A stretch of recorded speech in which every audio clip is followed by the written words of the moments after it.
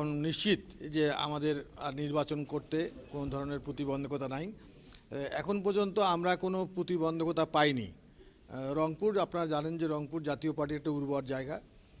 সেখানে আমরা চাই যে একটা লেভেল প্লেয়িং ফিল্ড আমরা পাবো, এবং সেখানে যারা যারা আমাদের বিএনপি, জামাত ইসলাম, ইসলামী শাসনতন্ত্র আন্দোলন সহ যারা অংশগ্রহণ করছে, তারা প্রত্যেকটা প্রার্থী তারা তারা নিজ নিজ ব্যানারে আমরা নির্বাচন করব। রংপুরের পরিস্থিতি যাতে ভালো থাকে, সুন্দর একটা অর্থবহ নির্বাচন হয়, সবাই অংশগ্রহণ করে, আমাদের ভোটাররা নির্বিঘ্নে যাতে ভোট সেন্টারে আসতে পারে, সেই বিষয়গুলো নিশ্চিত হলে আমরা রংপুর যে একটা ভালো জায়গা, এটা আমরা বাংলাদেশের বিশেষ অন্যান্য জেলার সঙ্গে কম্পেয়ার করে আমরা একটু এগিয়ে থাকতে চাই, যে একটা সুন্দর নির্বাচনের ক্ষেত্রে আমরা দায়িত্বশীল ভূমিকা প্রত্যেকটা রাজনৈতিক দলের কাছে আশা করি।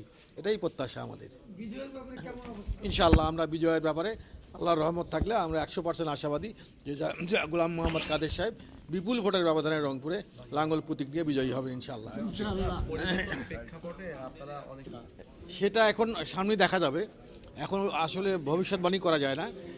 তবে আমাদের রংপুরে যদিও ভালো থাকে, অন্য অনেক জায়গায় পেশি শক্তির ব্যবহার, অন্যান্য চাপ একটু আসেই। সেটা হয়তো বা নির্বাচন কমিশন সেটা জাস্টিক অ্যাকশনে যাবে।